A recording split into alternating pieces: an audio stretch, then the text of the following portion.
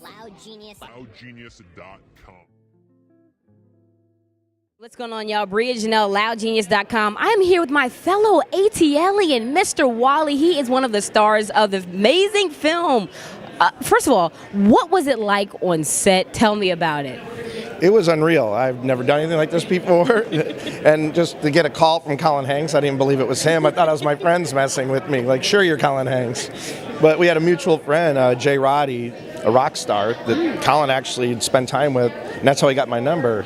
So I was like, all right, you're for real. Right. So it was interesting because I've never done anything like that. I've been around a lot of famous people doing that. Right, but to be on the other side of the camera was crazy. It was a good time. Because to think that this came from literally a little excerpt from like Phil Jackson's book to now being on the big screen at Tribeca Film Festival. I mean, what are your emotions like? How are you feeling right now?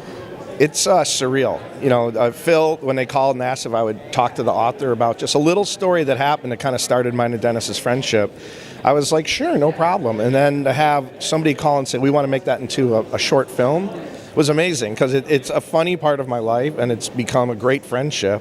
And then to have it like, I guess, now lamented forever because they made a cartoon out of it. And it's the only way it should be, a cartoon, you know. It has to do with Dennis. Let's make it animated. Exactly. So you're here in New York at Tribeca. This is your first time, I would assume. What are you looking forward to the most in seeing it on the big screen, and what do you want people to take away from it?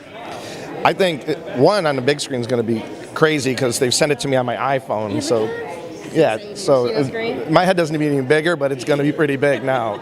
I think taking away from it, I think the best thing is what a real person professional athletes are, but even Dennis, just how kind his heart is, just how he opened up his life to me, and he really made the whole trip, even though it was about him getting better and rehabbing from his knee injury, about me enjoying something that I could never, ever experience in my life before.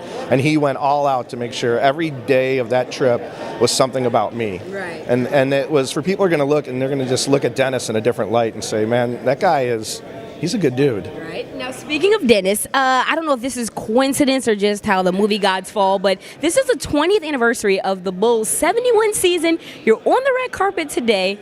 Talk about that 70-win season from your perspective as an intern. Well, to just go an entire 82-game season and only lose 10 times is unbelievable. I've been on teams where we've lost 10 games in the first month, you know, so that was just unreal. I've never worked with the Rolling Stones or Pearl Jam, but it was like traveling with a rock star. Like every city you rolled into, you had Michael, Scotty, and Dennis. Thousands, not hundreds, thousands of people waiting outside the hotel for our bus to pull up. And you got off the bus in every city, and it was like being on tour with a rock band. And they were a rock band of pro sports. And we rolled into every city. And I never...